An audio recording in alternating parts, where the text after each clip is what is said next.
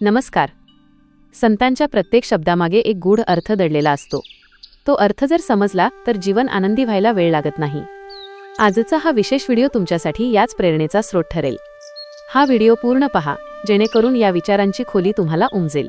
जर तुम्हाला हा प्रयत्न आवडला तर अभिप्राय द्यायला विसरू नका आणि पुढच्या भागात तुम्हाला कोणत्या संतांची वाणी ऐकायला आवडेल हे कमेंटमध्ये नक्की सांगा. आजच्या धावपळीच्या जगात आपण सगळेच जण कोणत्या ना कोणत्या ओझ्याखाली दबलेले आहोत. कुणाला आपल्या पदाचा अहंकार आहे, कुणाला आपल्या श्रीमंतीचा गर्व आहे, तर कुणी आपल्या रूपावर किंवा ज्ञानावर फुशारकी मारत आहे. पण तुम्ही कधी विचार केला आहे का की हे सगळं बाजूला सारल्यावर आपण नेमके कोण आहोत? शांतीब्रह्मसंत एकनाथ महाराज एका भारुडातून आपल्याला अशा एका सत्याचा आरसा दाखवतात जो पाहिल्यावर तुमच्या जगण्याची दृष्टीच बदलून जाईल. या भारुडातून एकनाथ महाराज आपल्याला एका खूप मोठ्या सत्याची जाणीव करून देतात. आपण आयुष्यात स्वतःला वेगवेगळ्या नावांनी आणि नात्यांनी बांधून घेतलं आहे. मी खूप शिकलो आहे, मी मोठा अधिकारी आहे, मी या जातीचा आहे किंवा मी त्या धर्माचा आहे, असे अनेक मुखवटे आपण लावून फिरतो. महाराज म्हणतात की जोपर्यंत तुम्ही हे मुखवटे उतरवत नाही तोपर्यंत तुम्हाला खऱ्या आनंदाची आणि शांतीची ओळख होणार नाही. हे भारूड माणसाला मीपणाच्या तुरुंगातून मुक्त करायला शिकवतं. जेव्हा माणसाचा अहंकार संपतो तेव्हाच त्याला साध्या आणि सरळ जगण्यातील खरी मजा कळते.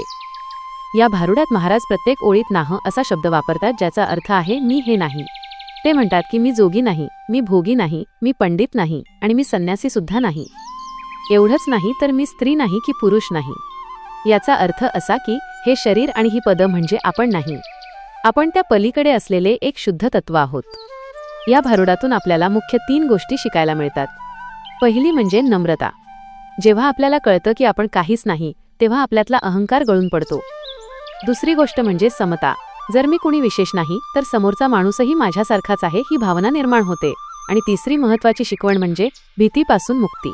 जेव्हा आपल्याला आपल्या खऱ्या रूपाची ओळख होते तेव्हा मृत्यूची किंवा अपयशाची भीती वाटत नाही. हे भारूड तुमच्या जीवनात एक क्रांतिकारी बदल घडवू शकतं. आज आपल्याला प्रत्येक गोष्टीचं टेन्शन येतं कारण आपण स्वतःला खूप महत्त्व देतो. पण जर आपण या भारुडातील विचार आत्मसात केले तर आपण परिस्थितीकडे अधिक साक्षीभावाने पाहू शकू. ऑफिसमध्ये आलेलं अपयश असो किंवा घरातली भांडणं, मी या सगळ्यापेक्षा वेगळा आहे हा विचार तुम्हाला शांत ठेवायला मदत करेल. हे भारूड आपल्याला वर्तमानात जगायला शिकवतं. ज्या क्षणी तुम्ही स्वतःला कोणत्याही चौकटीत बांधणं सोडून देता त्याच क्षणी तुम्ही खऱ्या अर्थाने मुक्त होता. म्हणूनच आयुष्यात जेव्हा जेव्हा गोंधळ होईल तेव्हा हे भारूड आठवा आणि स्वतःला सांगा की मी केवळ एक शुद्ध आणि आनंदी आत्मा आहे. चला तर मग जाणून घेऊया या भारुडाचा भावार्थ विश्लेषण, सामाजिक संदेश व नैतिक धडा वास्तविक जीवनातील उदाहरणासह. पहिला चरण. नाह जोगी नाह भोगी नाह जोशी संन्याशी, नाह कर्मी नाह धर्मी उदासी न घरवासी. भावार्थ विश्लेषण. या पहिल्या चरणात संत एकनाथ महाराज मानवी जीवनातील सर्व बाह्य वेश आणि सामाजिक ओळखींचा त्याग करतात. ते म्हणतात की मी स्वतःला योगी म्हणवून घेत नाही, कारण योगाच्या कर्मातही अहंकार येऊ शकतो. मी भोगांमध्ये रमणारा भोगी नाही आणि भविष्य सांगणारा जोशी किंवा सर्वसंग परित्याग केलेला संन्यासीही नाही. मी स्वतःला कर्मकांडांत अडकवून घेणारा कर्मी म्हणत नाही किंवा विशिष्ट धर्माच्या चौकटीत राहणारा धर्मीही म्हणत नाही. मी संसाराचा कंटाळा आलेला उदासी नाही आणि घरादारात गुंतलेला घरवासीही नाही. याचा अर्थ असा की माणसाने आपली ओळख ही केवळ आपल्या वेशभूषेवरून किंवा सामाजिक स्थानावरून ठरवू नये. आपण या सर्वांच्या पलीकडे असलेले एक शुद्ध तत्व आहोत हे महाराज इथे सुचवतात. सामाजिक संदर्भ व नैतिक धडा. महाराजांना इथे समाजाला हे सांगायचे आहे की तुमची ओळख तुमच्या कपड्यांवरून किंवा तुम्ही स्वीकारलेल्या बाह्य आश्रमावरून ठरत नाही. त्या काळी समाजात मी संन्यासी आहे किंवा मी मोठा कर्मकांडी आहे असे म्हणून मिरवणारे खूप होते. संतांना शिकवायचे होते की जोपर्यंत मनात अहंकार आहे तोपर्यंत तुम्ही परिधान केलेले भगवे कपडे किंवा केलेले विधी व्यर्थ आहेत. माणूस म्हणून तुमची खरी ओळख तुमच्या पदवीच्या पलीकडे असली पाहिजे. वास्तविक जीवनातील उदाहरणे. समजा एखादा माणूस समाजात खूप मोठी देणगी देतो आणि त्याचे नाव पाटीवर न आल्यास तो चिडतो. इथे तो दाता या भूमिकेच्या अहंकारात अडकला आहे. संतांच्या मते दान असे असावे की एका हाताने दिलेले दुसऱ्या हाताला कळू नये. हाच तो नैतिक धडा आहे की आपल्या कर्तृत्वाचा फुगा आपण स्वतःच फुगवू नये. आजच्या कॉर्पोरेट जगात आपण पाहतो की लोक आपल्या डेझिग्नेशन किंवा पदामुळे इतरांना तुच्छ लेखतात. एखादा मॅनेजर जर शिपायाशी माणूस म्हणून न वागता केवळ अधिकाराच्या भाषेत बोलत असेल तर तो पदाच्या अहंकारात अडकला आहे. इथे संतांचा धडा लागू होतो की पदाचा मुखवटा बाजूला सारून आधी माणूस बना. दुसरा चरण. बाबा अचिंत्य रे बाबा अचिंत्य रे ब्रह्मी स्फुरे सो माया, नाम नाही न रूपरेखा सो भई हमारी काया. भावार्थ विश्लेषण. दुसऱ्या चरणात महाराज त्या परमतत्वाचे वर्णन करतात जे बुद्धीच्या पलीकडचे आहे. ते म्हणतात की तो परमात्मा अचिंत्य आहे, म्हणजे ज्याचे चिंतन सामान्य मानवी बुद्धी करू शकत नाही. ज्या ब्रह्मामध्ये मायेचा स्फुरण होतो ती मायाच जगाचा पसारा मांडते. परंतु माझी खरी ओळख ही या मायेच्या पलीकडची आहे, ज्याला कोणतेही नाव नाही, ज्याला कोणतेही रूप नाही आणि ज्याची कोणतीही बाह्य रेषा किंवा आकार नाही, ते निराकार तत्वच माझी खरी काया किंवा माझे खरे स्वरूप बनले आहे. मी या देहाच्या मर्यादेत अडकलेला नसून त्या अनंत ब्रह्माचाच एक अंश आहे, असा अत्यंत सखोल आध्यात्मिक अनुभव या चरणातून व्यक्त होतो. सामाजिक संदर्भ व नैतिक धडा. माणूस आयुष्यभर केवळ नाव आणि रूपाच्या मागे धावतो. संतांनी पाहिले की समाज जातीपातीच्या आणि नावाच्या चौकटीत विभागला गेला आहे. त्यांनी धडा दिला की हे शरीर आणि हे नाव तात्पुरते आहे. आपण सर्व एकाच चैतन्याचा अंश आहोत. जेव्हा आपण स्वतःला एखाद्या चौकटीत मर्यादित करत नाही, तेव्हाच आपण वैश्विक होतो. वास्तविक जीवनातील उदाहरणे. जेव्हा एखादी मोठी नैसर्गिक आपत्ती येते, समजा पूर किंवा भूकंप, तेव्हा लोक एकमेकांची जात, धर्म किंवा नाव विचारत नाहीत. तिथे केवळ माणुसकी उरते. तीच खरी अचिंत्य अवस्था आहे. संतांना हाच धडा द्यायचा थाटा की संकट येण्याची वाट न पाहता आपण कायम याच भावनेतून जगले पाहिजे. इंटरनेटवर जेव्हा लोक अनामिक राहून एखाद्या चांगल्या कार्यासाठी मदत करतात, तेव्हा तिथे त्या व्यक्तीचे रूप किंवा नाव महत्त्वाचे नसते, तर त्याने केलेले कार्य महत्त्वाचे असते. आपले अस्तित्व हे आपल्या नावापेक्षा आपल्या कर्तृत्वातून आणि विचारांतून झळाळले पाहिजे. तिसरा चरण. नाह सिद्धा नाह भेदा नाह पंडित ज्ञानी, नाह जपी नाह तपी नाह ध्येय ध्यानी. भावार्थ विश्लेषण. येथे महाराज पांडित्य आणि साधनेच्या अहंकारावर प्रहार करतात. ते म्हणतात की मी कोणी मोठा सिद्ध पुरुष नाही किंवा भेदाभेद करणारा सामान्य माणूसही नाही. मी स्वतःला खूप मोठा पंडित किंवा ज्ञानी म्हणून घेत नाही, कारण ज्ञानाचा गर्व हाच अज्ञानाचा मूळ असतो. मी माळ जपणारा जपी नाही किंवा कडक तपश्चर्या करणारा तपी नाही. इतकेच काय, तर मी ध्येय आणि ध्यान या त्रिपुटीतही अडकलेलो नाही. जेव्हा एखादा साधक मी ध्यान करतो असे म्हणतो, तेव्हा तिथे मीपणा शिल्लक असतो. महाराज म्हणतात की माझ्यामध्ये तो मीपणाच उरलेला नाही. मी या सर्व साधनांच्या पलीकडे असलेल्या शांत आणि स्थिर अशा आत्मस्थितीत विसावलो आहे. सामाजिक संदर्भ व नैतिक धडा. त्या काळात संस्कृत जाणणारे पंडित स्वतःला श्रेष्ठ समजायचे आणि सर्वसामान्य जनतेला हीन लेखायचे. संतांनी या चरणातून हा नैतिक धडा दिला की केवळ पोथ्या वाचून किंवा जपतप करून कुणी श्रेष्ठ होत नाही. ज्ञान हे नम्रतेसाठी असावे, प्रदर्शनासाठी नाही. पांडित्याचा गर्व हा अज्ञानाचा पेक्षाही भयानक असतो, असे संतांना समाजाला सांगायचे होते. वास्तविक जीवनातील उदाहरणे. एखादा खूप शिकलेला डॉक्टर जर गरिबांशी बोलताना उद्धटपणे वागत असेल तर त्याचे शिक्षण व्यर्थ आहे. या उलट एखादा कमी शिकलेला समाजसेवक जर लोकांची सेवा मनापासून करत असेल तर तो खरा ज्ञानी आहे. संतांना हाच नैतिक धडा द्यायचा होता की ज्ञानाचा उपयोग अहंकार वाढवण्यासाठी करू नका. सोशल मीडियावर अनेक लोक स्वतःला इन्फ्लुएन्सर किंवा तज्ज्ञ म्हणून घेतात आणि इतरांच्या मतांचा अनादर करतात. स्वतःला सिद्ध समजण्याची ही वृत्ती सामाजिक संवाद बिघडवते. खरी साधना ही दुसऱ्याचे ऐकून घेण्याच्या संयमात असते. हेच संतांना इथे सुचवायचे आहे. चौथा चरण. नाह पीडा ना ब्रह्मांडा नाह जीव शिव कोई, नाह पुरुषा नाह नारी नाह देव विदेही. भावार्थ विश्लेषण. या चरणात महाराज द्वैताचा पूर्णपणे निराश करतात.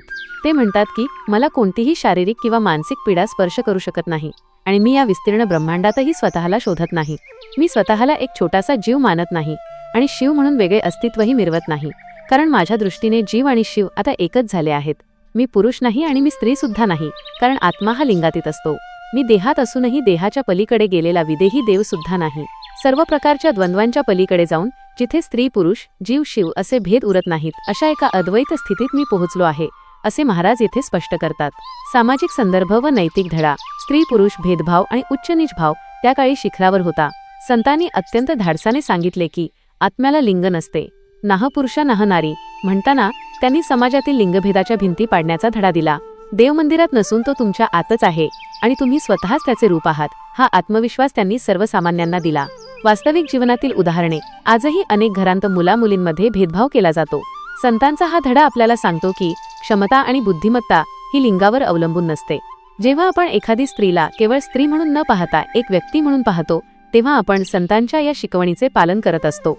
समाजात जेव्हा आपण आम्ही आणि ते असा भेदभाव करतो, मग तो वर्णावरून असो वा प्रांतावरून, तेव्हा आपण विसंवाद निर्माण करतो. जर आपण समोरच्या व्यक्तीमध्ये स्वतःचेच प्रतिबिंब पाहिले तर वाद संपतील.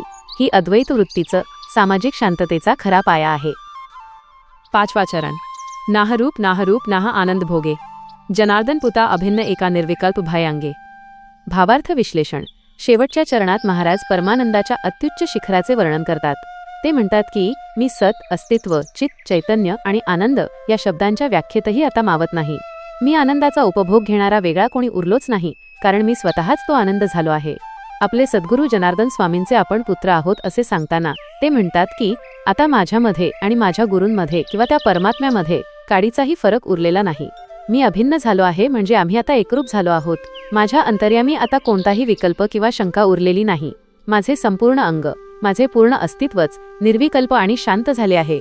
हा एकात्मतेचा सोहळा म्हणजे मानवी जीवनाचे अंतिम ध्येय आहे. हेच या भारुडाचे सार आहे. सामाजिक संदर्भ व नैतिक धडा. शेवटी संत एकनाथ महाराज म्हणतात की मी आनंदाचा उपभोग घेणारा उपभोक्ता सुद्धा उरलो नाही. मी माझ्या गुरूंशी आणि या जगाशी एकरूप झालो आहे. संतांचा हा सर्वोच्च नैतिक धडा आहे की जोपर्यंत आपण स्वतःला इतरांपासून वेगळे समजतो तोपर्यंत दुःख संपणार नाही. ज्या दिवशी आपल्याला सर्व काही एकच आहे हे समजेल त्या दिवशी समाजात द्वेष उरणार नाही. वास्तविक जीवनातील उदाहरणे. एका संघभावनेने खेळणाऱ्या खेळाडूंचे उदाहरण घ्या. जेव्हा एखादा खेळाडू स्वतःच्या वैयक्तिक विक्रमापेक्षा संघाच्या विजयाला महत्त्व देतो तेव्हा तो अभिन्न झालेला असतो. समाजाच्या प्रगतीसाठी आपल्याला स्वतःच्या स्वार्थाचा त्याग करून समूहाचा विचार करावा लागेल. हाच तो धडा आहे. एखाद्या मोठ्या प्रकल्पावर काम करताना जेव्हा शास्त्रज्ञ रात्रंदिवस एक करतात तेव्हा त्यांना स्वतःच्या जेवणाची किंवा आरामाची शुद्ध नसते. ते त्यांच्या कामाशी निर्विकल्प झालेले असतात. अशी एकाग्रता आणि समर्पणाची भावना जेव्हा आपल्यात येईल तेव्हाच आपण जीवनाचे खरे ध्येय गाठू शकू. आजच्या म्हणजेच सध्याच्या काळातील नवीन पिढीसाठी भारुडाचा संदेश त्यांच्या आधुनिक भाषेत. प्रिय मित्रांनो, आजच्या काळात आपण सर्वांनी स्वतःवर अनेक लेबल्स लावून घेतली आहेत. मी इंजिनियर आहे, मी इन्फ्लुएन्सर आहे, माझे इतके फॉलोअर्स आहेत किंवा मी डिप्रेशनमध्ये आहे. ही सर्व लेबल्स म्हणजे आपण स्वतःभोवती विणलेले एक जाळे आहे. एकनाथ महाराजांचे हे भारूड तुम्हाला अनसबस्क्राईब करायला सांगते. कशातून? तर त्या विचारांमधून जे तुम्हाला मर्यादित करतात. तुम्ही सोशल मीडियावरील तुमची प्रोफाईल नाही आहात. लोक तुमच्याबद्दल काय बोलतात त्याने तुमचे अस्तित्व ठरत नाही. नाह जोगी नाह भोगी म्हणजे मी कोणत्याही साच्यात बसणारा नाही हा कॉन्फिडन्स बाळगा. आजची पिढी फोमो आणि तुलनेने ग्रस्त आहे. हे भारूड सांगते की जेव्हा तुम्ही स्वतःला शून्य करता तेव्हा तुम्ही अनंत होता. कोणाशीही स्पर्धा न करता स्वतःच्या मूळ स्वरूपात राहणे हीच खरी प्रगती आहे. निर्विकल्प भये अंगे म्हणजे ओव्हर थिंकिंग थांबवून वर्तमानात जगणे. विचार विरहित अवस्था म्हणजे हँग होणे नाही तर अपग्रेड होणे आहे. थोडक्यात सांगायचे तर जगाच्या रंगमंचावर तुमची भूमिका 100% निभवा, पण ती निभवताना आत मात्र मुक्त राहा. तुम्ही कोणी विशिष्ट होण्यापेक्षा सहज होण्यात जास्त मजा आहे. हेच या भारुडाचे आजच्या काळातील मॉडर्न व्हर्जन आहे. तुमच्यासाठी आजची कृती. या भारुडाचा सारांश हाच आहे की आपण स्वतःवर ओढवून घेतलेली सर्व सामाजिक, धार्मिक आणि मानसिक आवरणे, मास्क्स काढून टाकली की जे उरते ते शुद्ध चैतन्य म्हणजेच आपण आहोत. आज दिवसभरात जेव्हा तुम्हाला राग येईल किंवा खूप गर्व वाटेल तेव्हा डोळे मिटून स्वतःला फक्त एक वाक्य म्हणा, मी हे पद नाही, मी हे शरीर नाही, मी हा राग नाही. स्वतःच्या मूळ शांत स्वरूपाशी जोडले जाण्याचा प्रयत्न करा. हीच खरी निर्विकल्प स्थितीकडे जाणारी पहिली पायरी ठरेल. धन्यवाद. श्रोतेहो, संत एकनाथ महाराजांचे हे भारूड म्हणजे केवळ शब्दांची मांडणी नाही, तर ती एक जीवनशैली आहे. स्वतःला शून्यावर आणून जगाशी एकरूप होणे हाच मानवी जीवनाचा खरा उत्कर्ष आहे. हेच त्यांना यातून समाजाला पटवून द्यायचे होते. गर्दीत असूनही आपण किती एकटे असतो ना, पण संतांचे शब्द सोबतीला असले की साक्षात परमेश्वर सोबत असल्याचा भास होतो. भावार्थ संतवाणी म्हणजे तुमच्या आतल्या आवाजाचा आरसा आहे. शब्दांच्या पलीकडले भाव समजून घेण्यासाठी आपण एकत्र येऊया. तुमच्या प्रेमाची ओढ अशीच राहू द्या. कमेंटमध्ये जय हरी विठ्ठल लिहायला विसरू नका. पुंडलिक वरदा हरी विठ्ठल. श्री ज्ञानदेव तुकाराम. पंढरीनाथ महाराज की जय.